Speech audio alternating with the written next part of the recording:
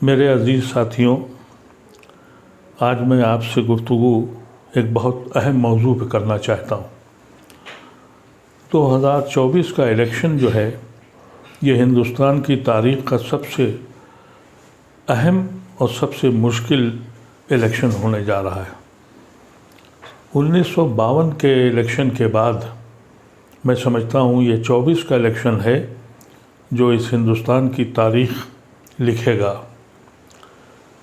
1947 में जब ये मुल्क बटा, उस वक्त कुछ लोग इस मुल्क को छोड़ के चले गए और काफ़ी बड़ी तादाद उसने गांधी की आवाज़ पर, मौलाना आज़ाद और नेहरू और उस वक्त के काबरीन की आवाज़ पर अपनी किश्तियाँ जला दी, एक जिना को ठुकरा दिया और ये फ़ैसला हुआ।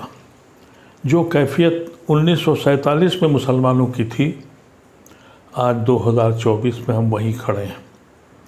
उस वक्त के काबरीन ने एक राय दी कि भाई तुम यहाँ आके रहो, हम साझी विरासत में रहेंगे। सन 52 का जो पहला इलेक्शन हुआ, नेहरू ने रेफरेंडम लिया कि इस मुल्क में सेकुलर हुकूमत रहेगी या हिंदू स्टेट बनेगी। उस वक्त की आवाम ने यह फ़ैसला किया और हिंदुस्तान के मुसलमानों को भी मसर्रत हुई कि उनका फ़ैसला सही था। हम मुसलमानों ने चाँद और सितारों की तमन्ना नहीं की थी, हमने सिर्फ यही चाहा था कि हम इज़्ज़त के साथ अपने भाइयों के साथ रहें। पिछले 10 साल से जो कुछ हो रहा है, उससे इस मुल्क का किसान हो, मज़दूर हो और कारीगर हो, हर तबका फ़िक्रमंद और परेशान है। और बिलख़ुसूस मुसलमानों के लिए अब फ़ैसला करना है कि उनकी ज़िंदगी कैसे गुज़रेगी। आपको इसमें एक हक़ाइक़ बताना चाहता हूँ। हमारी बर्बादी के बायस में हम खुद शरीक हैं। अगर आप हिंदुस्तान के तज़किया करिए तो 84 पार्लियामेंट्री सीटें ऐसी हैं जहां मुसलमान जिता सकता है या हरा सकता है। उसमें से 72 सीटें बीजेपी के पास हैं। 80% स्ट्राइक रेट बीजेपी का मुस्लिम कॉन्स्टिट्यूंसीज़ में है। किसको इल्ज़ाम दें? कभी सोचा है आपने? उसके बाद दूसरी स्ट्राइक रेट बीजेपी की उन स्टेट सीटों पर है जो रिज़र्व सीटें हैं। तो आज भी एक तबका है गैर मुस्लिमों का जो आपके साथ खड़ा है। ये जो गठबंधन हुआ, उसकी वजह से हमारे पास सिर्फ 2 ऑप्शन रह गए। एक ऑप्शन ये है कि अगर हमें इस मुल्क को बचाना है और इस मुल्क से हमारा ताल्लुक़ यहाँ के आइन और संविधान से है, एक तबका खड़ा हुआ है कि हम संविधान बना बचाएंगे और दूसरा तबका ये कहता है कि हम संविधान बदलेंगे। इसमें हमारा क्या रोल है, इसको सोचने की ज़रूरत है। आजकल तरह तरीक़े की चीज़ें आ रही हैं। मैंने देखा कि कुछ लोग, मुसलमान इतना परेशान हो चुका है कि उसे मालूम है कि उसकी दरगाहें, उसकी खानकाहें, उसकी मसाजिदें, उसके कब्रिस्तान रोज़ छीने जा रहे हैं।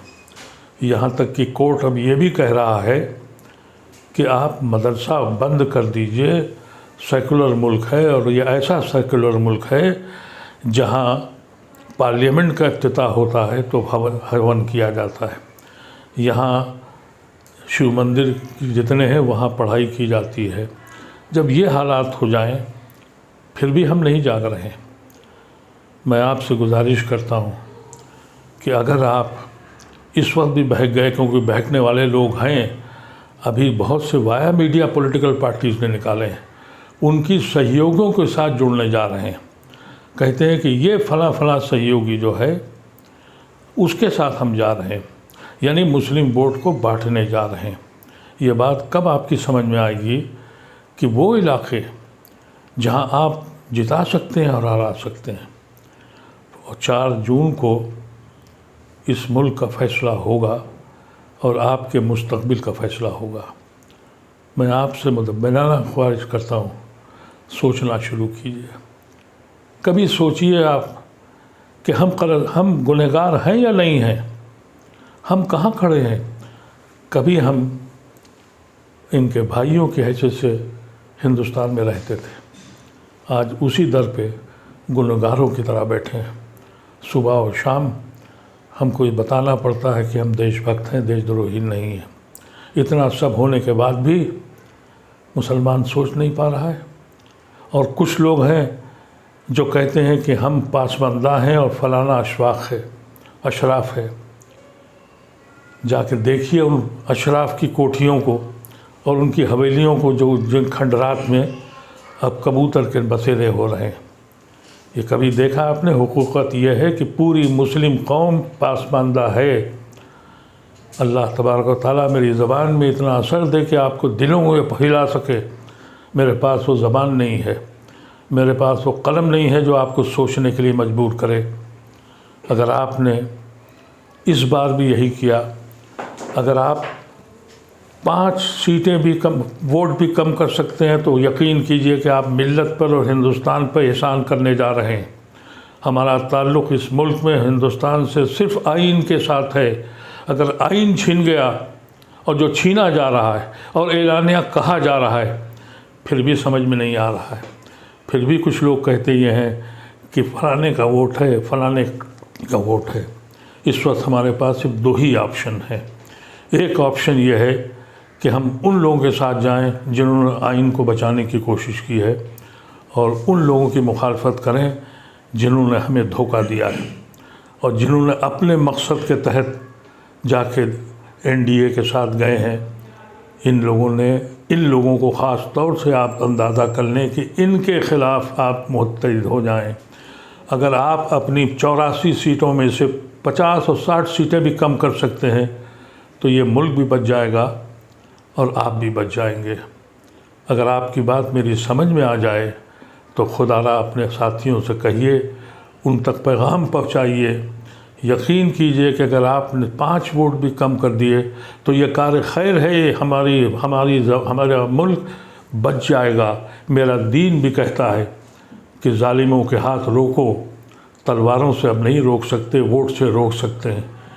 एक जालिम जिन्होंने इस मुल्क को, ज़मीन को जहन्नुम बना दिया, और हम अपने घरों पर बैठे हुए हैं। अब बैठने की ज़रूरत नहीं है। अब सिर्फ ये फ़ैसला कीजिए, कोई हो, अगर ये जीत गए तो जो लोग आपके साथ हैं ये भी हमको किस्मत के हवाले करके छोड़ जाएंगे।